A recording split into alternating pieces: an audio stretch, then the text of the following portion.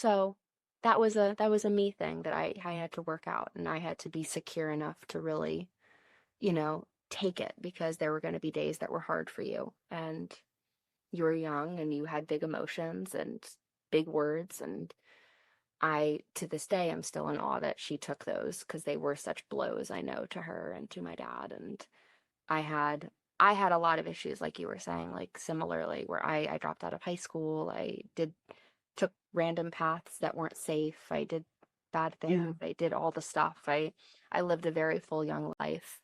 And I'm very grateful that I came out of the other side safely and healthy without a rap sheet.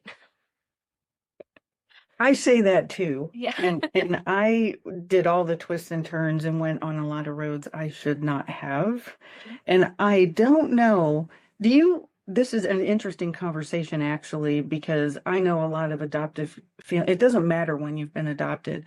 I wonder if there is like this little thing that we feel, that connection, that little gap that happened in our life Mhm. that takes us down that avenue. I'm not sure.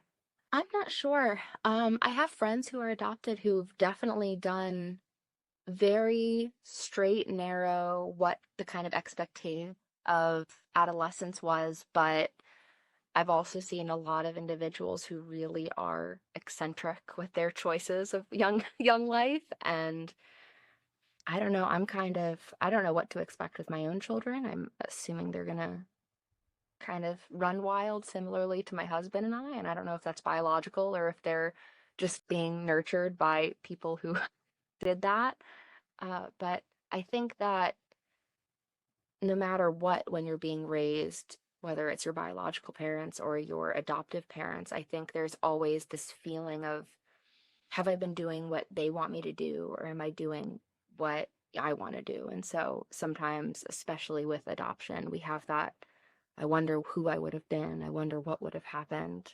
I need to find myself a little bit more and go off the deep end occasionally. But again, having those parents who are in your corner, having your mom, having your dad in your corner, unlike those children that age out, to be there as your safety net, and almost knowing that it's like,